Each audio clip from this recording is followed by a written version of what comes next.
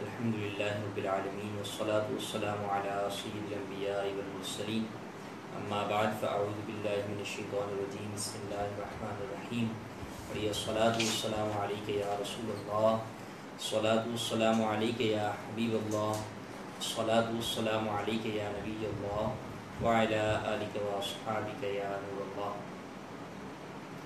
ہمارے social media کے ناظرین، آج ایک مرتبہ ہم پھر دعوت اسلامی کے سوشل میڈیا پیج کے اوپر دارالفتہ اہل سنت کے سلسلے میں حاضر ہیں۔ آپ کے سوالات جو ہمیں ان باکس کے اندر موصول ہوئے ہیں انہیں بھی ہم شامل سلسلہ کرنے کی کوشش کریں گے، اور زیادہ سے زیادہ ہم آپ کے ان سوالات کو شامل سلسلہ کریں گے جو کہ اس سلسلے کے دوران آپ کمنٹس میں ہم سے پوچھیں گے۔ ہماری کوشش ہوگی کہ آپ کے تمام سوالات کو شامل کر سکیں۔ آپ اول تا آخر اس سلسلے میں شامل رہنے کی نیت بھی کر لیجیے، اور ساتھ ہی ساتھ اس سلسلے کو اپنے دیگر پیجز اور دوستوں میں بھی شیئر کیجیے تاکہ آپ کی جانب سے بھی یہ ایک نیکی کی دعوت عام کرنے کا ذریعہ بن جائے۔ اللہ تبارک و تعالی ہمیں علم دین سیکھنے، سکھانے اور اس پر عمل کرنے کی توفیق عطا فرمائے۔ جی آئیے بڑھتے ہیں ہم آپ کے سوالات کی طرف۔ یہ سب سوال کر رہے ہیں، جمعیت کہہ رہے ہیں دعا میں اللہ تعالیٰ سے کیا کیا مانگ سکتے ہیں، مطلب دعا میں اللہ سے حیا کرنا کیسا؟ اللہ تبارک و تعالی دعائیں قبول فرمانے والا ہے، تو اللہ تبارک و تعالی سے ہی تو بندہ ساری دعائیں مانگے گا۔ ہر سب کچھ اس سے مانگ سکتا ہے، ہاں جائز چیز مانگی جائے، ناجائز چیز نہ مانگی جائے، اور مانگتے ہوئے اس بات کا خیال رکھا جائے یا اس نیت یا ان الفاظ کے ساتھ مانگا جائے کہ مولا میرے حق میں جو بہتر ہو وہ عطا فرما۔ بس اوقات بہت ساری چیزیں ہوتی ہیں کہ ہم تو یہ پسند کرتے ہیں، ہمیں یہ چاہت ہوتی ہے کہ ہماری یہ چیز ہو جائے، لیکن در حقیقت وہ چیز ہمارے لیے نقصان دہ ہوتی ہے۔ اللہ تبارک و تعالی نے قرآن مجید میں بھی ارشاد فرمایا عسیٰ ان تکرہوا شیئا وہو خیر لکم، قریب ہے کہ تم کسی چیز کو ناپسند کرو لیکن وہ تمہارے لیے بہتر ہو، عسیٰ ان تحبوا شیئا وہو شر لکم، اور قریب ہے کہ تمہیں تو کوئی چیز پسند ہو لیکن وہ تمہارے لیے بری ہو۔ واللہ یعلم وانتم لا تعلمون، اللہ جانتا ہے اور تم نہیں جانتے۔ تو ہمیں دعا کے اندر ایک تو اللہ تبارک و تعالیٰ کی ذات پر کامل یقین اور بھروسہ ہونا چاہیے کہ وہی دینے والی ذات ہے اور اس سے سب کچھ مانگا جا سکتا ہے، اس کے خزانوں میں کوئی کمی نہیں ہے۔ ہاں دعا کرنے کے بعد اگر اس دعا کی قبولیت کے آثار بظاہر ہمیں نظر نہ آئیں تو اس سے یہ ہرگز نہ سمجھے جائے کہ وہ دعا قبول نہ ہوئی۔ ہو سکتا ہے کہ ہمارے حق میں بہتر نہ ہو اس لیے اس کا ثمرہ ظاہر نہیں ہوا، یا پھر وہ دعا ہمارے لیے کل قیامت کے لیے بچا کر رکھ لی گئی۔ کل قیامت میں انسان جب اپنی ان دعاؤں کو دیکھے گا کہ جو اس کے لیے قیامت کے لیے ذخیرہ کر لی گئی، تو دعا کرے گا اس وقت کہ کاش میری دنیا میں کوئی بھی دعا قبول نہ ہوئی ہوتی۔ تو بہرحال دعا میں اللہ تبارک و تعالیٰ سے تمام چیزیں ہی ہر جائز چیز مانگی جا سکتی۔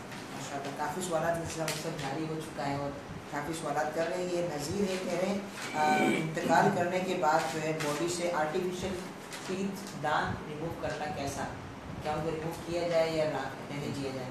دانت ہوں یا اور کوئی بھی جو ہے وہ part of the body artificial لگا ہوا ہے، مثال کے طور پہ ہاتھ لگا ہوا ہے یا انگلی کسی کی لگی ہوئی ہے یا کسی کا پیر لگا ہوا ہے، تو اب اگر وہ آرٹیفیشیل اعضاء جسم سے جدا کرنے میں میت کو تکلیف نہیں ہے تو جدا کیے جا سکتے ہیں، بلکہ جدا کیا ہی جائے گا انہیں۔ اور اگر ان کے نکالنے میں میت کو تکلیف ہے، وہ اس طرح فکس ہے کہ اب ان کے نکالنے کے اندر میت کو تکلیف ہوگی تو پھر نکالنے کی اجازت نہیں ہوگی، پھر بہرحال انہیں اسی حال میں چھوڑ دیا جائے اور اسی طرح میت کو دفن کر دیا جائے، کیونکہ احادیث میں آیا ہے کہ میت کو بھی اسی طرح تکلیف ہوتی ہے جس طرح زندہ کو تکلیف ہوتی ہے۔ اب دانت بعض تو وہ ہوتے ہیں جو کہ اچھے طریقے سے جو ہے وہ فکس کر دیے جاتے ہیں تو واقعی ان کو نکالنے میں تکلیف ہوگی، اور بعض جو ہے وہ پرانے زمانے کے اندر جو ہے وہ دادیاں نانیاں جو ہے وہ بتیسی وغیرہ لگایا کرتی تھیں کہ وہ اس کو نکال کے رکھ بھی دیتی تھیں، دھو کر دوبارہ جو ہے وہ لگا لیا کرتی تھیں۔ تو اگر ویسی کیفیت ہے تو اس کو نکال لیا جائے گا، اس کو چھوڑنے میں کوئی حرج نہیں ہے۔ یہ اسلام میں سوال کر رہی ہے، کہہ رہی ہے کہ عورت کا مائک پر بیان کرنا کیسا ہے؟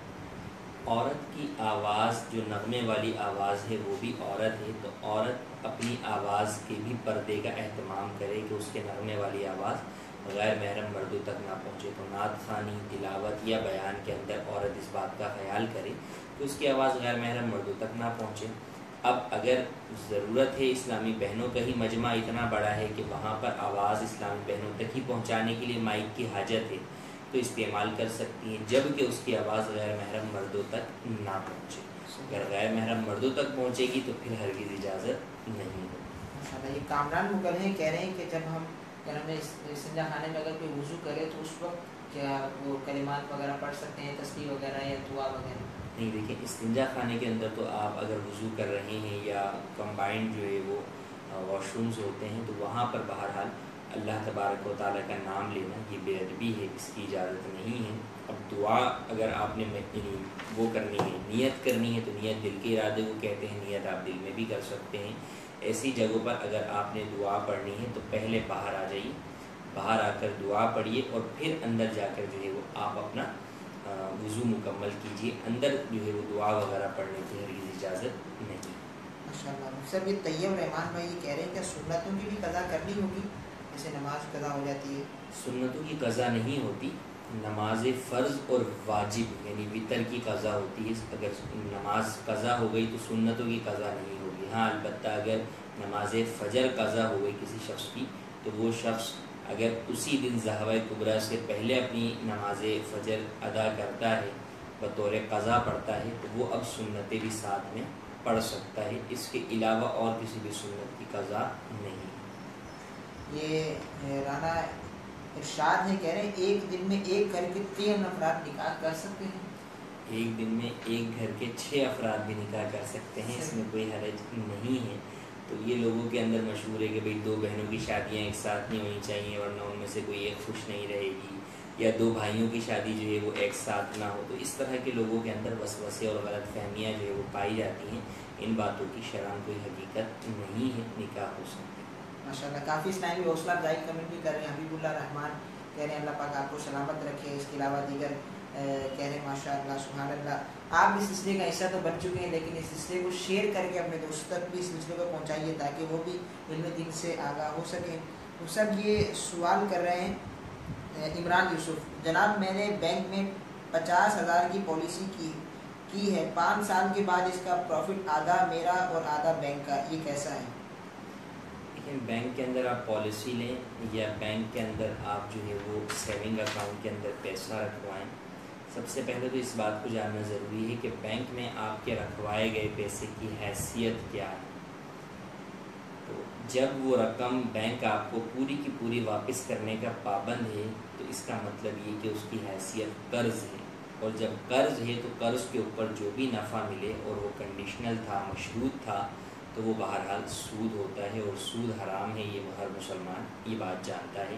تو بینکوں کے اندر جو فکس ڈپازٹ کے طور پر رکھوایا جاتا ہے یا سیونگ اکاؤنٹ میں رکھوایا جاتا ہے، اس کے اوپر جو بھی پروفٹ ملتا ہے یہ سود ہے، حرام ہے، ایسا کرنا جائز نہیں ہے۔ اگر کسی نے کروا لیا تو لازم ہے کہ اللہ عز و جل کی بارگاہ میں سچی توبہ کرے اور اس فکس ڈپازٹ کو ختم کروائے، وہ اپنا اکاؤنٹ بھی ختم کروائے، اور اگر پہلے اس کو کچھ پروفٹ ملا ہے وہ پروفٹ جو ہے وہ حلال نہیں ہے، کسی شرعی فقیر کو ثواب کی نیت کے بغیر صدقہ کرے اور اللہ کی بارگاہ میں سچی توبہ بھی کرے۔ یہ ابو بلال ہیں گلفراز ہمارا سے، کہہ رہے ہیں کہ سیکیورٹی گارڈ ڈیوٹی کے دوران فرض و واجب نماز پڑھ سکتا ہے، کیا اس پہ ضروری ہے کہ وہ پڑھے؟ حدیث مبارک ہے کہ اللہ عز و جل کی اطاعت میں کسی بھی اللہ عز و جل کی نافرمانی میں کسی بھی مخلوق کی اطاعت جائز نہیں ہے۔ ایک طرف ہے خالق کی فرما برداری اور ایک طرف ہے مخلوق کی فرما برداری، تو لازمی سی بات ہے اللہ عز و جل، خالق عز و جل کی فرما برداری کو مقدم رکھا جائے گا۔ تو بہرحال کوئی بھی جو ہے وہ کام کر رہے ہوں نماز چھوڑنے کی اجازت نہیں ہے، کسی بھی قسم کا کام کر رہے ہوں بہرحال نماز تو اپنے وقت پر ہی پڑھنی ہوگی، اور جس پر جماعت واجب ہو اس پر باجماعت بھی پڑھنی ہوگی۔ تو سیکیورٹی گارڈ ہو یا اور کسی بھی جگہ پر ہو، نماز چھوڑنے کی اجازت، تاکہ سرحدوں کی حفاظت کرنے والے فوجی یا محافظین پر بھی نماز جو ہے معاف نہیں ہے، وہ بھی نماز پڑھتے ہیں اور ان پر بھی نماز فرض ہے، ڈیوٹیز لگتی ہیں، لوگ آگے پیچھے جو ہے وہ ایڈجسٹ کرتے ہیں، لیکن بہرحال نماز تو پڑھی جائے گی اور اپنے وقت پر ہی پڑھی جائے گی۔ تو لہٰذا یہ بھی اس بات کا اہتمام کریں کہ کسی اور شخص کو جو ہے وہ اپنی جگہ پر کھڑا کریں اور جو ہے وہ نماز اپنے وقت کے اوپر ادا کریں، یا گیٹ بند کر کے جو ہے وہ نماز ادا کریں، لیکن بہرحال نماز ادا کرنی ہوگی۔ اور اگر کوئی مالک کی جانب سے ایسی شرط ہے کہ نہیں کسی اور کو بھی تم نہیں کھڑا کر سکتے اور بند بھی نہیں کر سکتے، نماز پڑھنے کی تمہیں اجازت نہیں ہے، تو پھر ایسی جاب کرنا بھی جائز نہیں ہے۔ انشاءاللہ سب کافی سوالات آ رہے ہیں، اور یہ حیدر علی ہیں بینک کے حوالے سے یہ سوال کر رہے ہیں، کہہ رہے ہیں بینک سے رقم لے کر اس کو ڈبل کر کے دینا کیسا؟ بینک سے رقم لے کر ڈبل کر کے دینا یعنی اس کا مطلب یہ کہ یہ بینک سے لون لے رہے ہیں، تو بینک سے لون لے کر اس کے اوپر بھی سود دیا جاتا ہے تو یہ بھی حرام ہے۔ تو قرض لے کر آپ نفع دیں یا قرض دے کر آپ نفع لیں، دونوں ہی جو ہے وہ سود ہے، کیونکہ وہ کنڈیشنل ہوتا ہے، مشروط ہوتا ہے، تو وہ جائز نہیں ہے، وہ حرام ہے اور سود ہے، اور سود جو ہے وہ بہت بڑا کبیرہ گناہ ہے۔ ماشاءاللہ یہ عمر ہے کشمیر سے، کہہ رہے ہیں اگر صف میں جگہ نہ ہو تو اکیلا مقتدی کہاں کھڑا ہو؟ صف میں جگہ نہ ہو تو اکیلا مقتدی پچھلی صف میں بھی کھڑا ہو سکتا ہے، اور اگر اسے یہ معلوم ہے کہ اگلی صف کے اندر کوئی ایسا فرد موجود ہے جو اس مسئلے سے واقف ہے کہ جب پیچھے اگر اکیلا مقتدی آئے تو وہ اشارہ کر کے اگلی صف میں سے کسی کو پیچھے بلا لے، تو اگر ایسا اسے معلوم ہے کہ فرد موجود ہے تو یہ اسے اشارہ کر دے اور وہ 2 قدم پیچھے آ کر اس مقتدی کے ساتھ کھڑا ہو جائے، تو ایسا بھی کیا جا سکتا ہے۔ لیکن فی زمانہ لوگ جو ہے مسائل سے ناواقف ہوتے ہیں، ہو سکتا ہے کسی کو اشارہ کرے یا پیچھے آنے کی طرف کہے تو وہ اپنی نماز ہی توڑ بیٹھے یا لا علمی کے اندر گھوم کر تو تھپڑی جو ہے وہ جڑ دے، تو بہرحال ایسی صورتحال کے اندر یہ اکیلا بھی پیچھے اپنی علیحدہ صف کے اندر کھڑے ہو کر امام کے پیچھے شامل جماعت ہو سکتا ہے۔ ماشاءاللہ یہ پوچھ رہے ہیں کار میں نماز پڑھنا کیسا ہے؟ کیا نماز کار میں پڑھ سکتے ہیں؟ کار کے اندر تو نماز جو ہے وہ آپ کیسے پڑھیں گے؟ قیام جو ہے وہ فرض ہے، تو قیام اس کے اندر مکمل نہیں ہوگا، سجدہ بھی جو ہے وہ اس کے اندر نہیں ہو سکے گا، تو کار میں نماز نہیں ہوگی، نماز جو ہے وہ گاڑی سے اتر کر ہی ادا کریں۔ ماشاءاللہ یہ عبد الباسط ہیں، یہ کہہ رہے ہیں کیا کسی عورت کی آواز میں تلاوت یا نعت سن سکتے ہیں؟ نہیں، جیسے ہم نے بیان کیا کہ عورت کی نغمے والی آواز بھی عورت ہے، عورت کا مطلب چھپانے کی چیز، تو اس کا بھی پردہ ہے، تو لہٰذا جس طرح عورت کو اپنی اس طرح کی نغمے والی آواز ظاہر کرنے کی اجازت نہیں، یوں ہی مردوں کو سننے کی بھی اجازت نہیں ہے، اگرچہ تلاوت قرآن کریم ہو، اگرچہ نعت رسول کریم صلی اللہ علیہ وسلم ہو، جب بھی سننے کی اجازت نہیں ہے۔ یہ شیطان کی جانب سے ایک جو ہے وہ جال ہے کہ لوگوں کو نیکی کے نام پر بھی گناہ میں مبتلا کر دیتا ہے کہ جناب تم تو تلاوت ہی سن رہے ہو، تمہارے کو عورت کی آواز سے کیا کام ہے، لیکن چونکہ وہ عورت کی آواز نغمے کی عورت ہے تو اس کا سننا بھی جائز نہیں۔ ماشاءاللہ کافی اسلامی دعاؤں کے لیے بھی عرض کرنا ہے۔ سید کریم ہے، کہہ رہے ہیں میرے لیے دعا فرما دیں پلیز، مجھے جاب لگنے والی ہے، اس کے لیے اللہ تبارک و تعالیٰ جائز اور حلال نوکری عطا فرمائے۔ اور ماشاءاللہ کافی اسلامی دعاؤں کے لیے عرض کر رہے ہیں، حوصلہ افزائی کی کمنٹ بھی کر رہے ہیں، تو عرض یہ ہے کہ آپ اس سلسلے میں مختصر انداز میں کمنٹ کریں، انشاءاللہ عز و جل آپ کے سوال کو مختصر انداز میں ہم شامل کریں گے۔ یہ مراد خان ہیں، کہہ رہے ہیں مفتی صاحب اگر باپ بہت زیادہ بد اخلاق ہے اور روزانہ گالی گلوچ کرتا ہے تو اس کے لیے کیا حکم ہے؟ دیکھیں، والدین اگرچہ ظالم ہوں، والدین اگرچہ کتنا ہی جو ہے وہ اولاد کے حقوق تلف کرنے والے ہوں، اولاد کے لیے حکم یہی ہے کہ والدین کی عزت کریں، احترام کریں اور ان کو اف تک نہ کہیں، تو لہٰذا والدین ظالم و احادیث میں یہ آیا کہ والدین اگرچہ ظالم ہو جب بھی والدین کی جو ہے وہ خدمت کرے بندہ، والدین کی عزت کرے، تو ان کو احسن انداز کے اندر سمجھائیں، اجتماعات کے اندر انہیں لے کر جائیں۔ جس طرح ایک وقت آتا ہے کہ انسان کو اپنے والدین کے ساتھ بھی بہت سارے وہ امور کرنے پڑتے ہیں ان کی تربیت کے لیے جو کہ بچپن کے اندر ان کے والدین نے اس اولاد کے لیے کیے تھے۔ جیسے جب ہم بیمار بچپن میں ہوتے ہیں تو والدین ہمارے جو ہے وہ علاج کرواتے ہیں، لیکن جب والدین بوڑھے ہوتے ہیں تو پھر ہمیں جو ہے وہ ان کا علاج کروانا ہوتا ہے اور یہ ہماری ذمہ داری ہوتی ہے۔ یوں ہی جب ہم چھوٹے تھے تو والدین ہمیں کھلاتے تھے، آج ہو سکتا ہے کہ کئی جگہوں پر اولاد جو ہے وہ والدین کو کھلا رہی ہو، تو اسی طریقے سے بس اوقات بعض معاشرتی برائیوں کی وجہ سے یا دیگر اور بیماریوں کی وجہ سے انسان چڑچڑا ہو جاتا ہے، پریشان ہو جاتا ہے، اس طرح کا جو ہے وہ بدمزاج ہو جاتا ہے، تو ایسے وقت پر اولاد کو چاہیے کہ ان سے الجھنے کے بجائے یا ان سے جو ہے وہ اپنا دل جو ہے وہ بیزار کرنے کے بجائے ان کے ساتھ ہمدردی اور خیرخواہی اختیار کرتے ہوئے ان کو ایسے، اگر بیماری ایسی ہے جو ڈاکٹرز سے بہتر ہوتی ہے تو ڈاکٹرز کے پاس لے جایا جائے، بیماری اگر ایسی ہے کہ جو نیک لوگوں کی صحبت سے جو ہے وہ دور ہوگی تو پھر اس کو نیک لوگوں کی صحبتوں کے اندر لے کے جایا جائے، والد کو اپنے ساتھ اجتماع میں لے کر آئیں، فضان مدینہ لے کر آئیں، دعوت اسلامی کی سنتوں بھرے اجتماع کے اندر شرکت کریں. تو انشاءاللہ اس طرح کرنے سے مدنی قافلوں میں لے کر انہیں سفر کریں تو انشاءاللہ اس طرح کرنے سے ان کے مزاج میں فرق آئے گا. یہ امتیاز اشرفی بھائی یہ کہہ رہے ہیں مہر کی ادائیگی کے لیے اگر بیوی کے نام زمین کر دی یا زیورات وغیرہ بنوا کے دے دیے تو کیا حق مہر ادا ہو جائے گا؟ حق مہر اگر جو بھی طے کیا ہے، اگر اس کی مالیت کی مقدار دے دیا یا وہی چیز زمین میں دی تھی، طے کی تھی، زمین طے کی تھی حق مہر کے اندر، یا سونا طے کیا تھا اور وہ بنوا کر اسے دے دیا تو بالکل وہ ادا ہو جائے گا حق مہر، اور وہ عورت کی ملکیت میں داخل ہو جائے گا. ماشاءاللہ. یہ احمد رضا کہہ رہے ہیں زکوٰۃ کے پیسے کیا مسجد میں رکھ سکتے ہیں؟ زکوٰۃ کے پیسے ڈائریکٹ مسجد میں نہیں لگ سکتے، ہاں بعد ہیلہ شرعی لگ سکتے ہیں. اگر مسجد کو ضرورت اور حاجت ہے تو ایسی صورت کے اندر ہیلہ شرعی کے بعد لگ سکتے ہیں. اور ہیلہ شرعی یہ ہے کہ اولاً کسی شرعی فقیر مستحق زکوٰۃ کو آپ دے دیں پیسے کہ یہ میں نے تمہیں زکوٰۃ ادا کی، اور پھر اس کے بعد اس سے عرض کر دیں کہ آپ چاہیں تو یہ پیسہ جو ہے وہ مسجد میں لگا دیں، مسجد کو حاجت ہے.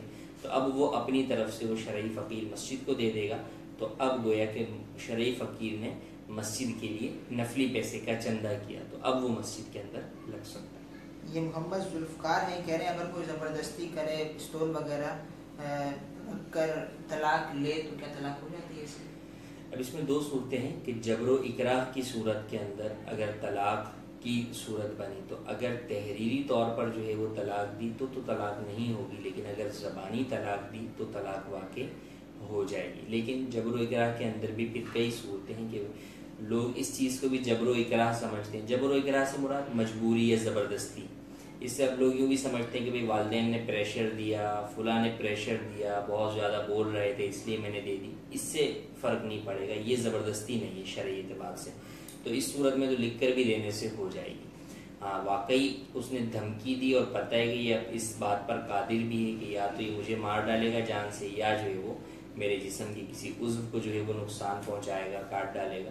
تو اب اور پتہ بھی یہ شخص اس بات پر قادر بھی ہے، تو اب ایسی صورت کے اندر اس دھمکی کی بنیاد پر اگر فقط لکھ کر دی، زبان سے کچھ نہیں کہا تو طلاق واقع نہیں ہوگی. ہاں اگر زبان سے بھی کہہ دیا تو پھر بہرحال طلاق واقع ہو جائے گی. ماشاءاللہ.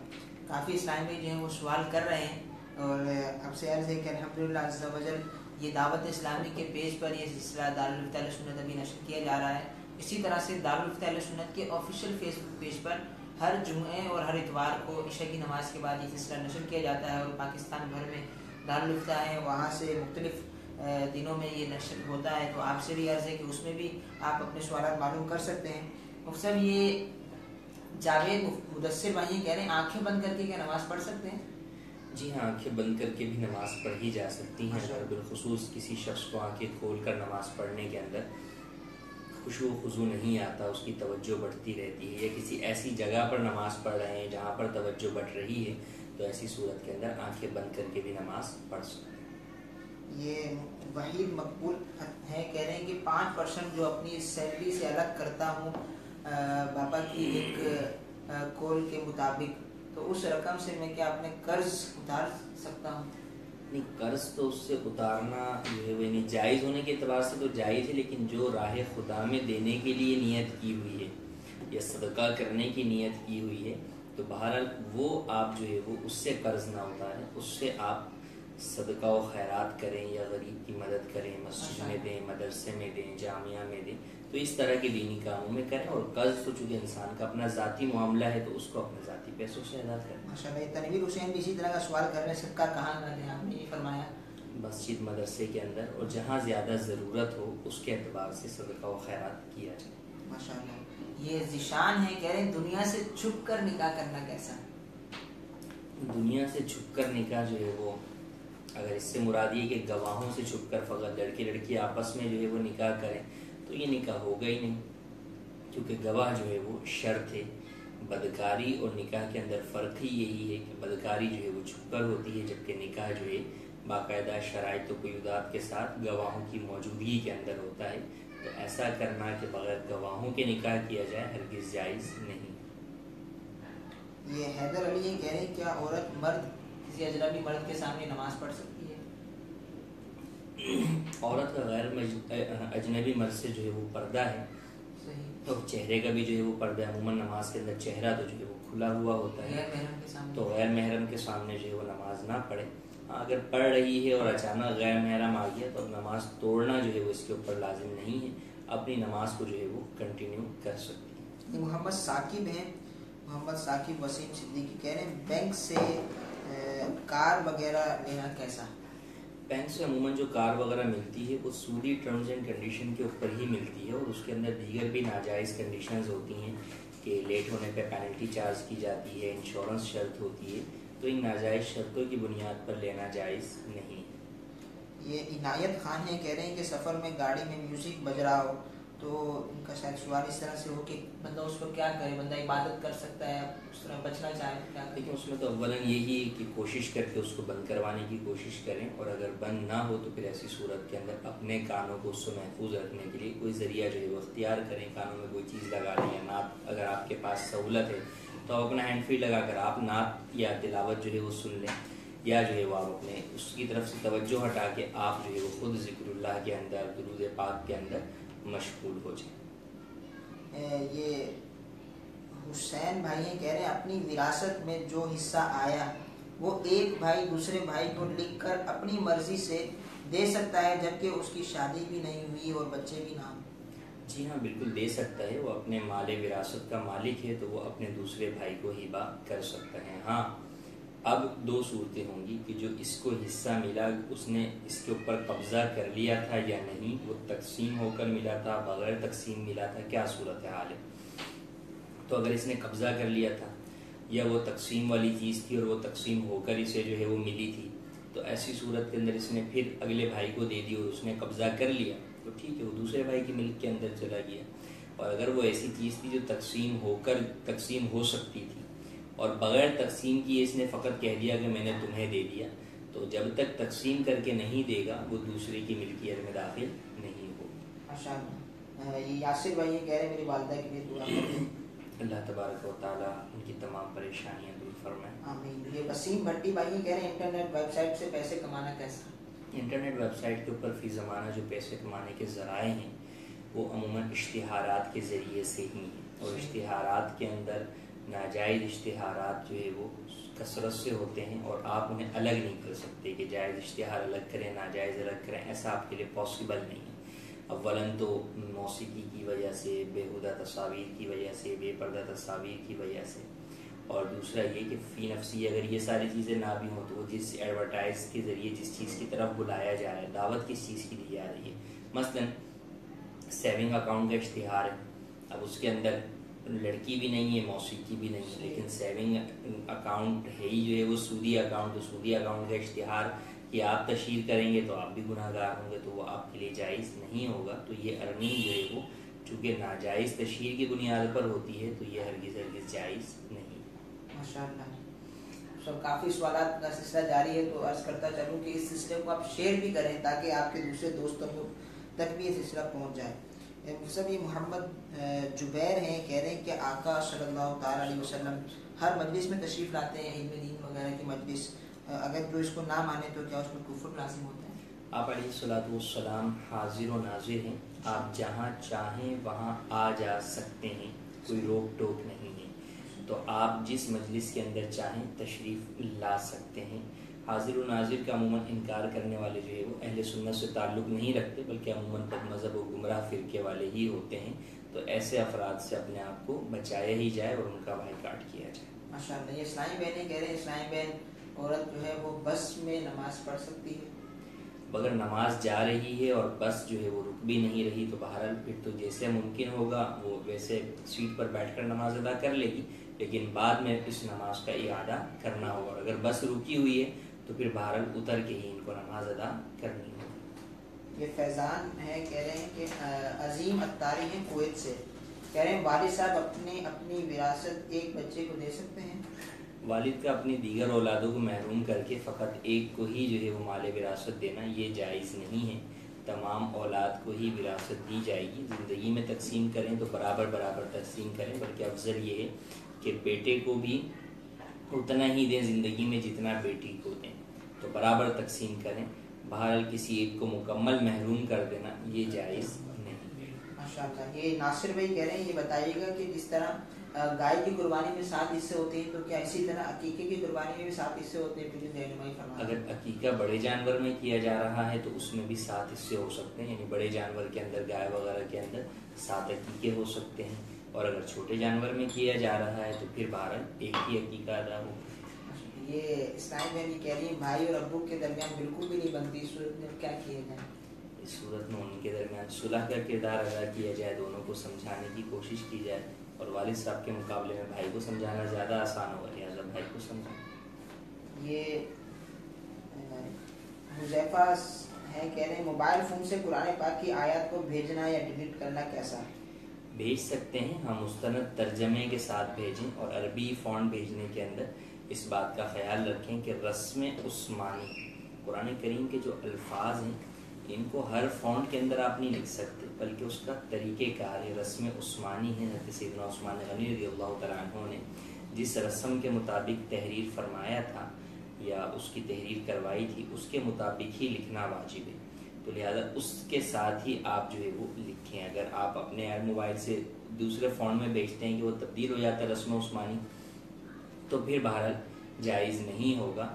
تو لیکن اگر رسم عثمانی کے مطابق بھیج رہے ہیں پکچر کی صورت وغیرہ میں تو بھیج سکتے ہیں، اور ضرورتاً اگر آپ کے پاس اس طرح کے میسیجز آئے ہوئے ہیں تو انہیں ڈیلیٹ بھی کیا جا سکتا ہے. ماشاء اللہ. کافی اسلام میں جو سوالات وغیرہ بھی کر رہے ہیں تو آپ بھی ترغیب دلا دیں کہ اس کو شیئر کریں گے تو اس سے کیا فائدہ حاصل ہوگا. سوالات اس سلسلے کا مقصد یہ کہ اولاً تو آپ کو سوشل میڈیا کے اوپر مستند معلومات فراہم کی جائیں، اور آپ پورے سوشل میڈیا پہ جو لوگ گھومتے پھرتے رہتے ہیں انہیں معلوم یہ کہ طرح طرح کی باتیں جو ہے وہ سوشل میڈیا پہ چلتی رہتی ہیں، اور ہر شخص جو ہے وہ مفتی بنا ہوا ہوتا ہے، ہر شخص جو ہے وہ دین کا جو ہے وہ علم بردار بن کر جو ہے وہ ہر طرح کی بات مستند غیر مستند شیئر کر رہا ہوتا ہے. تو ایسے وقت میں ضرورت اس بات کی ہے کہ جس فورم پر جس سطح کے اوپر اتنی جو ہے وہ بے راہ روی پھیلی ہوئی ہے اور غیر مستند باتوں کا جو ہے وہ ایک طوفان بدتمیزی پھیلا ہوا ہے، تو ان جگہوں کے اوپر مستند بات کو ہم پھیلائیں اور غیر مستند باتوں کا بائیکاٹ کریں. دعوت اسلامی کے تمام ہی پیجز سے مستند معلومات شیئر کی جاتی ہیں، اور بالخصوص دارالفتاء اہل سنت کے سلسلوں کے اندر آپ وہ سوالات پوچھتے ہیں کہ جو لوگ عموماً پوچھ رہے ہوتے ہیں یا جن کے جوابات لوگ اپنے طور پر ہی طے کر کے دے رہے ہوتے ہیں. تو آپ کا ان سلسلوں کو شیئر کرنا، لوگوں کو اس کی ترغیب دلانا آپ کے لیے بھی صدقہ جاریہ کا باعث ہوگا. یہ امین ہے زمزم نگر حیدرآباد سے کہہ رہے ہیں کہ چھوٹے بھائی کو بڑے بھائی نے حصہ نہ دیا اور ماں نے اپنا حصہ اپنے چھوٹے بیٹے کو دے دیا، ماں کے انتقال کے بعد بھی کیا دوسرے بہن بھائی اس حصے میں حصہ رکھتے ہیں یا نہیں؟ ماں نے اگر اپنی زندگی میں اپنا مال جو ہے وہ اپنے بیٹے کو دے دیا اور اس پر قبضہ بھی دلا دیا، جس کو شرعی قبضہ کہتے ہیں، تو ایسی صورت کے اندر اب ماں کے انتقال کے بعد اس مال پر جو کہ ماں نے اپنی زندگی میں اپنے بیٹے کو دے دیا تھا اس پر دیگر ورثاء کا حصہ نہیں ہے. ہاں، جو حصہ ایک بھائی نے دوسرے بھائی کو نہیں دیا تھا، قبضہ کیا ہوا تھا، بہرحال اس کے اوپر اب بھی وہ مطالبے کا حق باقی رہتا ہے. ماشاءاللہ. یہ قاری نصیر ہیں کہہ رہے ہیں کہ نئے پالک بچے اصل ولدیت معلوم نہیں ہے تو اس کے نام کے ساتھ کس والد کا نام لیا جائے، بھائی کا یا کس کا ہے اس کا؟ والد کا نام تو پھر نہ لیں، پھر سرپرست کے طور پر جو ہے وہ جو اس کی سرپرستی کر رہا ہے وہ اپنا نام بطور سرپرست لکھے، اس کو اپنا والد شو نہ کرے. یہ یاسر خان کہہ رہے ہیں نماز اوابین کس طرح پڑھتے ہیں؟ نماز اوابین جو ہے وہ نماز مغرب کے 3 فرضوں کے بعد 6 رکعتیں آپ پڑھ لیجیے. تو 6 رکعتیں 2 کر کے علیحدہ علیحدہ کر کے بھی پڑھی جا سکتی ہیں، اور 6 رکعتیں ایک سلام کے ساتھ بھی پڑھی جا سکتی ہیں. ہر 2 رکعت کے بعد التحیات اور درود ابراہیمی اور دعا پڑھنی ہوگی، اور پہلی، تیسری اور 5ویں رکعت کی ابتدا جو ہے وہ ثنا سے ہوگی.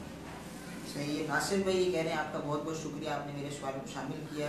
یہ کہہ رہے ہیں کہ کیا میں اپنے کسی بھتیجے، بھانجے یا کسی قریبی رشتہ دار کے بچے کا عقیقہ کر سکتا ہوں؟ ان کے والدین کی اجازت سے کر سکتے ہیں. صحیح. ماشاءاللہ. کافی اسلامی جو سوالات کر رہے ہیں. یہ اویس خان کہہ رہے ہیں سنتیں جو ہیں فرض کے فوراً بعد پڑھنا ضروری ہے کہ اگر تاخیر ہو جائے گی تو کیا ضائع نہیں؟ سنتیں فوراً جو ہے وہ بعد پڑھی جائیں کہ جن سنتوں فرضوں کے بعد جو سنتیں ہیں ان میں گیپ آتا ہے تو ان کا ثواب جو ہے وہ کم ہو جاتا ہے، لہٰذا بات چیت بھی نہ کریں، بلکہ یہاں تک کہا گیا کہ جو طویل اوراد و وظائف ہیں وہ بھی نہ پڑھے جائیں، بلکہ پہلے سنتیں ادا کی جائیں اور پھر طویل اوراد و وظائف ان سنتوں کے بعد پڑھے جائیں۔ ماشاء اللہ۔ یہ ہمارے بلال فاروق یہ سوال کر رہے ہیں اگر کوئی بندہ سفر پر ہے اور سفر پر جاتے ہوئے کیا رستے میں جماعت واجب ہوگی یا نہیں؟ یہ مسئلہ کہ مسافر پر جماعت واجب ہے یا نہیں، اس کے اندر علماء کا جو اختلاف ہے، البتہ اس حد تک تو اتفاق ہے کہ جو سفر کنٹینیو ہے، سفر جاری ہے، جیسے آپ جو ہے وہ یہاں سے جو ہے وہ لاہور جا رہے ہیں، راستے میں ٹرین کے اندر آپ کا سفر جاری ہے، تو اس صورت میں تو جماعت واجب نہیں ہے۔ ہاں البتہ اب آپ لاہور جا کر پہنچ گئے، وہاں پر اپنے ہوٹل میں کسی گھر میں ٹھہرے ہوئے ہیں، اب 15 دن سے کم آپ ٹھہرے ہوئے ہیں تو آپ جو ہے وہ مسافر ہیں، جبکہ وہ آپ کا وطن اصلی نہیں ہے، تو اب چونکہ حالت اطمینان میں ہیں تو اب ایسی صورت میں جماعت واجب ہے یا نہیں ہے، تو اب بہتر یہی ہے کہ باجماعت نماز کا ہی اہتمام کریں، جبکہ مسجد بھی قریب میں موجود ہے، اہل سنت کی مسجد ہے، تو پھر جماعت ترک نہ کریں بلکہ باجماعت ہی نماز ادا کریں۔ یہ اسلامی بہن ہیں کہہ رہی ہیں کہ ہم قرضہ لیا ہے اس پر سود دینا پڑ رہا ہے، مجبوراً سود دینے والا کیا گنہگار ہوگا، جبکہ کوئی صورت ہی نظر نہیں آ رہی، وہ سود دینا ہی پڑے گا۔ مجبوری کا تعلق جو ہے وہ دیکھا جائے گا کہ فی زمانہ لوگ مجبوری اسے بھی سمجھتے ہیں کہ جناب شادیاں کرنی ہیں اور اس کے اندر جو ہے وہ بہت سارا جہیز دینا ہے، یہ رسمیں کرنی ہے، وہ رسمیں کرنی ہے، تو اس کے لیے جو ہے وہ لے لیا، گھر بنانا ہے تو بھائی بہت اچھا گھر بنانا ہے تو مجبوری ہے یہ بھی، تو اس کے لیے بھی سود لے رہے ہیں، تو یہ مجبوریاں شرعی اعتبار سے مجبوریاں نہیں ہیں، تو یہ قابل قبول عذر نہیں ہے شرع کے نزدیک، تو بہرحال ایسی صورت کے اندر اگر لیا ہے تو گناہ گار ہوں گے، لینا ہی جائز نہیں ہے، اور لازم ہے کہ توبہ کریں اور فوری طور پر اس سے چھٹکارا حاصل کریں، اور اگر اس کے علاوہ واقعی کوئی شرعی عذر کی بنیاد کے اوپر ہے کہ کسی کو کھانے کو ہی نہیں مل رہا تھا، بھوکا مر رہا تھا اور قرض مل رہا ہے اور سود پر ہی مل رہا ہے، تو اب کم از کم جس نے لیا ہے قرضہ اور سود اس کو دینا پڑے گا وہ گناہ گار نہیں ہوگا، اگرچہ سود جو لے گا وہ تو گناہ گار ہوگا، لیکن یہ جو سود ادا کرے گا وہ گناہ گار نہیں ہوگا کہ اپنی جان بچانے کے لیے جو ہے وہ اب اس کو جو ہے وہ پیسے قرضہ لینا پڑ رہا ہے، لیکن ایسی عموماً صورتحال ہوتی کم ہے۔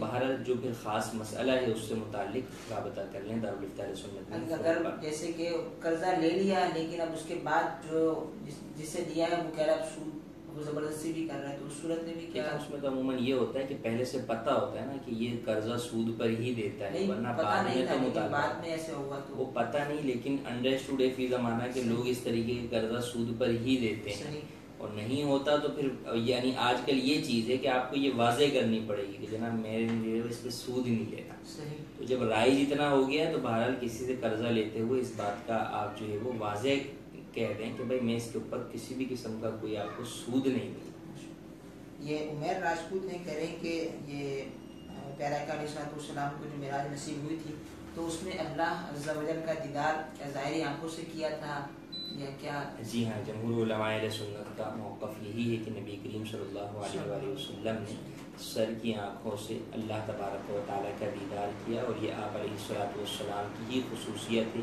کہ آپ علیہ الصلوۃ والسلام نے دنیا میں جاگتی آنکھوں سے اللہ تبارک و تعالیٰ کا دیدار کیا، آپ کے علاوہ یہ شرف کسی فرشتے کسی نبی کو بھی حاصل نہیں ہوا۔ حسنین رضائی کہہ رہے ہیں نماز کی حالت میں صرف قرآن پاک کا ترجمہ پڑھے عربی نہ پڑھے تو کیا نماز ہو جائے گی؟ نہیں، نماز کے اندر عربی کے اندر ہی جو ہے وہ آپ کو تلاوت قرآن کریم کرنی ہوگی، اور ایسا تو ہوتا بھی نہیں ہے کہ کوئی جو ہے وہ ترجمے کے ساتھ جو ہے وہ نماز ادا کرے، بہرحال قرآن کریم عربی میں ہی پڑھا جاتا ہے۔ عمیر علی ہیں کہہ رہے ہیں نماز میں گھٹنوں پر فارم پیڈ پہن سکتے ہیں گھٹنوں میں تکلیف ہونے کی وجہ سے؟ ہاں ٹھیک ہے، پہن سکتے ہیں، اس میں حرج نہیں۔ ماشاء اللہ۔ یہ عبد الغنی ہیں کہہ رہے ہیں ساس اور سسر کے ساتھ کیا بیوی حج پر جا سکتی ہے؟ جی ہاں جا سکتی ہے۔ ماشاء اللہ۔ یہ عبد السمیع حضور آج کل جو فلمیں ڈراموں میں گواہوں کی موجودگی میں نکاح پڑھایا جاتا ہے، کیا اس طرح واقعی نکاح ہو جاتا ہے؟ اگر واقعی جو ہے وہ عورت جو ہے وہ غیر شادی شدہ ہے اور گواہوں کی موجودگی میں ایجاب و قبول کر لیتی ہے تو مذاق میں بھی اگرچہ ہو، ایکٹنگ کے طور پر بھی وہ نکاح ہو جائے گا۔ ہاں اگر وہ پہلے سے کسی اور کی شادی شدہ ہے تو پھر بہرحال نکاح پہ نکاح نہیں ہوگا۔ صحیح۔ یہ رضوان ہیں، کہہ رہے ہیں کہ گھر میں صفائی کے لیے جو ہے غیر مسلم یا مسلمان کو صفائی کے لیے رکھ سکتے ہیں؟ رکھ تو سکتے ہیں، ہاں غیر مسلم مرد کو جو ہے وہ عورتوں کے درمیان نہیں رکھا جائے گا، وہ تو مسلمان مرد کو بھی نہیں رکھا جائے گا کہ پردے کے احکام ہیں۔ غیر مسلمہ عورت کو رکھتے ہوئے بھی اس بات کا خیال رکھیں کہ غیر مسلمہ عورت سے مسلمان عورت کو پردہ کرنے کا ویسے ہی حکم ہے جیسا کہ مردوں سے کرنے کا حکم ہے۔ تو لہٰذا اگر غیر مسلمہ گھر میں کام کرنے والی ہوگی تو پھر مسلمہ عورت کو اس سے اپنا بدن چھپا کر رکھنا ہوگا۔ انشاءاللہ کافی اسلام بھائی جو سوالات بھی کر رہے ہیں، بات شکوہ بھی کر رہے ہیں، ہمارے سوال کو شامل نہیں کیا جا رہا، تو عرض ہے کہ آپ اپنے سوال کو دوبارہ کمنٹ کر دیں، انشاءاللہ عز و جل آپ کے سوال کو شامل کر لیا جائے گا۔ یہ مدثر نذیر ہیں، اس کے علاوہ اور دیگر کافی نے سوال کیا، ہم ایسی جگہ پر ہیں جہاں پر اہل سنت کی مسجد ہی نہیں ہے، تو کیا اس صورت میں قبل مذہبوں کے پیچھے نماز پڑھی جائے؟ مذہبوں کے پیچھے تو نماز پڑھنے کی اجازت نہیں ہے، اپنی نماز علیحدہ پھر ادا کریں گے، اور جمعہ اور عیدین کے اندر اگر شہر کے اندر کوئی بھی اہل سنت کی مسجد ہے تو وہاں جا کر جمعہ اور عیدین ادا کریں گے، اور اگر اہل سنت کی مسجد پورے شہر میں نہیں ہے تو پھر جمعے کی جگہ پر آپ نماز ظہر ادا کریں گے۔ یہ محمد حسین ہے، کہہ رہے ہیں ہم یہاں اسپین میں رہتے ہیں اور یہاں کپڑے دھونے کے لیے آٹومیٹک مشین استعمال ہوتی ہے، اور ان میں کپڑے کچھ اس طرح سے دھونے ہوتے ہیں کہ اس میں کپڑے ڈال دیے جاتے ہیں اور وہ تمام مکس ہوتے ہیں، تو ناپاکی پاکی کا کیا حکم ہوگا؟ لیکن کپڑے مشین میں دھونے سے ناپاک ہو جاتے ہیں، جب پاک اور ناپاک آپ دونوں کپڑے دھوئیں گے ملا کر تو ناپاک ہو جائیں گے سارے۔ ہاں آٹومیٹک مشین کے اندر مختلف فنکشنز ہوتے ہیں، ایک فنکشن اس میں یہ ہوتا ہے کہ مشین 3 مرتبہ پانی لیتی ہے، اور ہر مرتبہ پانی لینے کے بعد وہ کپڑوں کو اتنا نچوڑ دیتی ہے کہ کپڑوں کے اندر مزید جو ہے وہ پانی نہیں بچتا، کہ آپ ہاتھ سے بھی نچوڑیں گے تو کوئی بھی قطرہ پانی کا نہیں ٹپکے گا۔ تو اگر آپ نے وہ والا آپشن استعمال کرتے ہوئے کپڑے دھوئے کہ مشین نے 3 مرتبہ پانی لیا اور تینوں مرتبہ اتنا نچوڑا کہ مزید اس میں پانی نہ رہا، تو پھر بہرحال کپڑے پاک ہو جائیں گے۔ محمد عاصم اتاری ہیں، کہہ رہے ہیں سجدے میں کتنی انگلیاں لگانا فرض، سنت، واجب اور مستحب ہے؟ 1 انگلی لگانا فرض ہے اور 3 انگلیاں لگانا دونوں پیروں کی واجب ہے، اور 10 انگلیاں اس طرح لگانا کہ انگلیاں قبلہ رخ ہوں اور اس کے پیٹ زمین پر لگے ہوئے ہوں، یہ سنت ہے۔ ماشاءاللہ۔ یہ سید نعمان ہیں، کہہ رہے ہیں فتویٰ کس کو دینے کی اجازت ہے؟ آج کل ہر کوئی فتویٰ دے رہا ہوتا ہے۔ فتویٰ مفتی کو دینے کی اجازت ہے، جو واقعی مفتی ہے اس کو فتوی کی اجازت ہے، ہر ایک کو فتویٰ دینے کی اجازت نہیں ہے۔ مسئلہ اگر کوئی کسی نے سیکھا ہوا ہے اچھے طریقے سے تو وہ مسئلہ بھی نہیں، جتنا سیکھا ہوا ہے وہی بتا دے بغیر کسی تشریح کے، تو یہ تو درست ہے۔ جیسے کسی نے پوچھا کہ بھائی نماز کے شرائط کتنے ہیں، اب اس کو پتہ ہے، اس نے مدنی قافلے میں جا کر سیکھی ہے نماز کی شرائط، تو بتا دے کہ بھائی نماز کی 6 شرائط ہیں۔ لیکن اب اس سے سجدہ صاحب کا کوئی مسئلہ پوچھا، اب اس کو پتہ نہیں، اب یہ قیاس آرائیاں کرے کہ نہیں یوں ہو سکتا ہے اور ہو سکتا ہے واجب ہو یا نہ ہو، یوں نہ کرے۔ تو مسئلہ پوچھے بھی علماء سے، مفتیان کرام سے، اور جواب بھی مفتی ہی دے۔ اور حدیث میں من افتیٰ بغیر علم فعلیہ لعنۃ اللہ والملائکۃ والناس اجمعین، جس نے بغیر علم کے فتویٰ دیا تو اس کے اوپر اللہ کی، ملائکہ کی اور تمام جہان والوں کی لعنت ہے۔ یہ عبد الرحیم ہے، کہہ رہے ہیں میرے پاس 2 روم ہیں، 3 روم مجھے چاہیے، تو اس کے لیے میرے پاس پیسے وغیرہ نہیں ہے، تو کیا میں اس کے لیے زکوٰۃ دے سکتا ہوں؟ 2 روم کیا ہیں اور 3 روم کس لیے چاہیے، یہ تو سوال بڑا مبہم سا ہے۔ اگر رہائش کے اعتبار سے یہ کہہ رہے ہیں تو بہرحال 2 روم ان کے پاس ہیں، تو وہ کس اعتبار سے ہیں، وہ حاجت اصلیہ میں ان کی شامل ہیں یا نہیں ہیں، حاجت اصلیہ سے زائد ہیں، یہ خود شرعی فقیر ہیں یا نہیں ہیں، ان کی ملکیت میں اور کیا ہے، یہ تمام باتیں وضاحت طلب ہے، تو اس کے لیے فون پر رابطہ کر لیجیے۔ یہ محمد عمیر ہیں، کہہ رہے ہیں اقامت میں سنگل الفاظ کہا جائے یا ڈبل کلمات؟ اقامت کے اندر بھی ڈبل جو ہے وہ الفاظ کہے جاتے ہیں، فقہ حنفی کے اندر ڈبل 2 مرتبہ ہی الفاظ اقامت کہے جاتے ہیں۔ صحیح۔ یہ کہہ رہے ہیں اذان کے بعد نفل پڑھ سکتے ہیں؟ اذان کے بعد نفل پڑھ سکتے ہیں، لیکن انہی اوقات میں جن میں نفل پڑھنے کی اجازت ہے، جیسے فجر کا وقت ہے اس میں پڑھنے کی اجازت ہی نہیں ہے نفل، تو ان کے اندر نہیں پڑھ سکتے۔ عصر کے بعد پڑھ سکتے ہیں، ہاں مغرب کے بعد نفل پڑھنے سے منع کیا علماء نے، اذان کے بعد مغرب سے پہلے، تو اس وقت نہ پڑھیں، باقی عشاء سے پہلے پڑھ سکتے ہیں، ظہر سے پہلے پڑھ سکتے ہیں۔ یہ نوید ہیں، کہہ رہے ہیں میں سجدہ کرنے پر قادر نہیں ہوں، تو کیا میں چیئر پر بیٹھ کر نماز پڑھ سکتا ہوں؟ سجدہ کرنے پر قادر نہیں ہوں کی وضاحت ہے اولاً تو اس سے کیا مراد ہے۔ اگر تو زمین پر سجدہ کرنے پر قادر نہیں ہے لیکن زمین سے بلند 12 انگل کی کسی چیز کے اوپر اگر وہ رکھ لے اپنے سامنے کوئی اس طرح کا پٹرا یا ڈیسک، اس پر سجدہ کر سکتا ہے، تو پھر بہرحال اس کو اس ڈیسک کے اوپر ہی سجدہ کر کے نماز ادا کرنی ہوگی، پھر کرسی پر بیٹھنے کی اجازت نہیں ہوگی۔ صحیح۔ اور اگر 12 انگل کی بلند کسی چیز کے اوپر بھی بیٹھ کر جو ہے وہ نہیں پڑھ سکتا، تو پھر ایسی صورت کے اندر اس پر سے سجدہ حقیقی ساقط ہوگی، اب یہ سجدے کا اشارہ کرے گا، اور اشارہ گردن کو، سر کو جھکا کر جو ہے وہ کرے گا۔ تو اب جب یہ کیفیت ہو تو پھر کرسی پر بیٹھ کر بھی نماز ادا کر سکتا ہے۔ یہ کہہ رہے ہیں ناصر کہہ رہے ہیں عمرے کے لیے کسی عورت کا بنا محرم کے جانا کیسا، اور کیا عمرہ ہو جائے گا یا الٹا اللہ پاک کی ناراضگی ہوگی؟ حرام ہے، قدم قدم پہ عورت گناہگار ہوگی، اور اس مبارک مقام کی کیا بات کہ وہاں پر تو ایک نیکی اگر 1 لاکھ کے برابر ہے تو اس کی عظمت اور شان یہ ہے کہ وہاں پھر گناہ بھی جو ہے وہ 1 لاکھ گناہ کے جو ہے وہ برابر ہے۔ تو ایسا کرنے والی یہ سوچے کہ کتنے لاکھ گناہ کما کر آئے گی اور کرنے گئی تھی نفلی عبادت، تو ایسا ہرگز نہ کریں۔ اللہ تبارک و تعالیٰ کی بارگاہ میں حاضری بھی ہو تو بھی اللہ تبارک و تعالیٰ کے احکام کے مطابق، لہٰذا محرم کے ساتھ ہی سفر کریں۔ ماشاءاللہ۔ یہ اسلامی معنی کے لیے یہ سوال کر رہی ہیں، نماز کے دوران امامہ مبارک اور اوپر سے چادر ایسے ڈالنا کہ ناک اور منہ ڈھک جائے تو مکروہ ہے۔ میرا سوال یہ ہے کہ عورتوں کی نماز میں عورتیں نیت کے دوران ناک تک چادر لیتی ہیں، تو کیا یہ جائز ہے یا غلط؟ کیا عورتوں کو بھی پوری نماز میں اس بات کا خیال رکھنا چاہیے کہ چادر سے منہ کا کوئی حصہ نہ ڈھکے؟ ہاں، اگر عورتیں بھی اس طریقے سے جو ہے وہ فقط کرتی ہیں کہ ان کے ناک اور یہ منہ جو ہے وہ یہ چھپا ہوا ہے، یہاں سے یہاں تک لیا ہوا ہے، اوپر سے سب کھلا ہوا ہے، تو عورتوں کے لیے بھی یہ مکروہ ہے۔ اور اگر عورتیں ایسا جو ہے وہ نہیں کرتی، بس فقط جو ہے وہ تھوڑی کا کچھ حصہ جو ہے وہ نیچے چادر سے چھپا لیتی ہیں، تو اس میں حرج نہیں۔ یہ کہہ رہے ہیں کہ حسین ہیں، سجدہ صاحب کا کیا طریقہ کار ہے؟ سجدے صاحب کا طریقہ کار یہ ہے کہ آپ آخری قعدے کے اندر بیٹھیں تو تحیات پڑھیں، اور تحیات پڑھنے کے بعد اللہ اکبر کہتے ہوئے سجدے میں چلے جائیں، 2 سجدے کریں، اور پھر اٹھ کر تحیات پڑھیں، درود ابراہیمی پڑھیں، دعائے معصورہ پڑھیں اور سلام پھیر لیں۔ ہاں، جب پہلی اتحیات آپ نے پڑھی ہے تو اس میں اولاً ایک جانب سلام پھیریں گے، پھر جو ہے وہ آپ 2 سجدے کریں گے، اور اتحیات پڑھنے کے بعد بھی سلام پھیر کر 2 سجدے کر سکتے ہیں، اور بہتر یہ ہے کہ اتحیات، درود ابراہیمی، دعائے معصورہ، پھر سلام ایک جانب پھیریں اور پھر 2 سجدے کیجیے، اور پھر اٹھ کر جو ہے وہ یہی تمام چیزیں دوبارہ پڑھیں اور دونوں جانب سلام پھیریں۔ یہ محمد ذیشان بلوچ کہہ رہے ہیں سید سے قرضہ ختم کرنے کے لیے کیا زکوٰۃ دے سکتے ہیں؟ سید کو تو زکوٰۃ نہیں دے سکتے، ہاں کسی مستحق کے زکوٰۃ کو زکوٰۃ دے دیں، اور اسے یہ کہہ دیں کہ آپ اس مال پر قبضہ کرنے کے بعد اپنی طرف سے سید کی مدد کر دیجیے۔ ماشاءاللہ۔ یہ محمد مسعود ہیں، اگر بھولے سے 3 سجدے کر لیے تو کیا ہوگا؟ ایسی صورت کے اندر سجدہ صاحب آخر میں کر لیں تو نماز ہو جائے گی۔ صحیح۔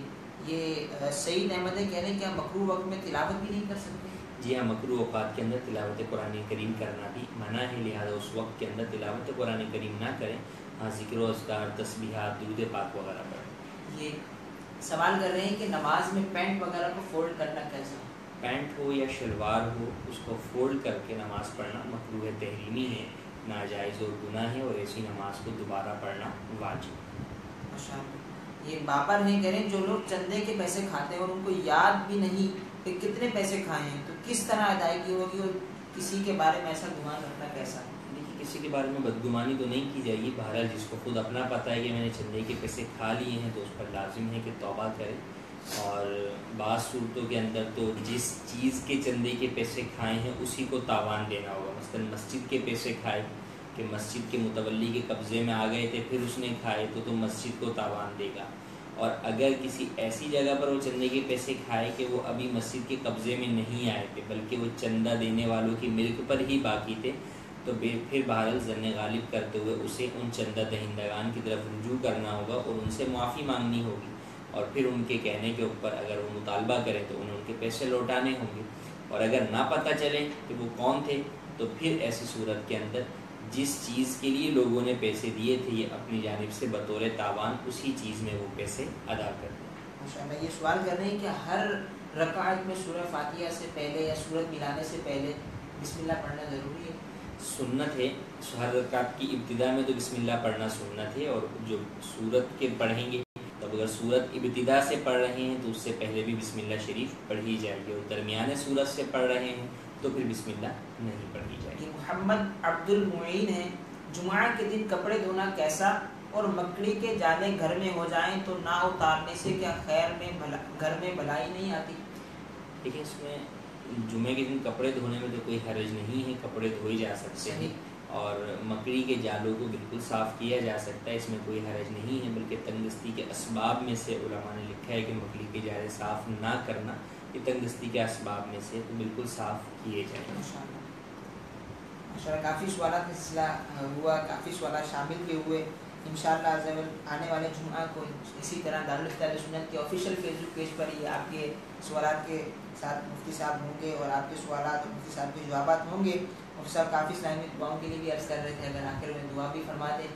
اور اللهم صل على سيدنا مولانا محمد وعلى آل سيدنا مولانا محمد وبارك وسلم وصلوا عليه اللهم انت السلام ومنك السلام تبارك ربنا وتعالى يا ذا الجلال والاكرام اللهم ربنا آتنا في الدنيا حسنة وفي الآخرة حسنة وقنا عذاب النار اللهم يا مقلب القلوب ثبت قلبي على دينك اللهم ارزقني شهادة في سبيلك واجعل موتي في بلد حبيبك اللهم اكفني بحلالك عن حرامك واغنني بفضلك عمن سواك اللهم ربنا هب لنا من ازواجنا وذرياتنا قرة اعين واجعلنا للمتقين اماما اللهم ربنا فاغفر لنا وارحمنا انت مولانا فانصرنا على القوم الكافرين۔ الہ العالمین جو کچھ سنا اسے یاد رکھنے، اس پر عمل کرنے، اسے دوسروں تک پہنچانے کی سعادت نصیب فرما۔ مولا اجتماعات دین میں شریک ہونے کی توفیق عطا فرما، نیکی کی دعوت دینے اور لوگوں تک پہنچانے کی توفیق عطا فرما۔ ہمارے صغیرہ کبیرہ سارے گناہوں کو معاف فرما۔ مولا بیماروں کو شفائے کاملہ عاجلہ عطا فرما، بے روزگاروں کو حلال روزگار عطا فرما، روزگار والوں کے روزگار میں برکتیں عطا فرما، پریشان حال مسلمانوں کی پریشانیاں دور فرما، قرض داروں کو قرض سے خلاصی عطا فرما، ہم تمام کی نیک جائز حاجات تمنائیں مرادیں پوری فرما۔ وصلی اللہ تعالی علی حبیبہ و نور عرشہ محمد وعلی آلہ وصحبہ اجمعین برحمتک یا ارحم الراحمین لا الہ الا اللہ۔ سر کافی اسلامی شکوہ کر رہے ہیں، ہمارے سوال کو شامل نہیں کیا گیا، تو وہ نمبر وہ جو ہے وہ دارالفتہ اہل سنت پہ وہ کمنٹ کر دیں گے، تاکہ وہ ان نمبرز پہ ان کی ٹائمنگ میں فون کر کے اپنے جوابات حاصل کریں۔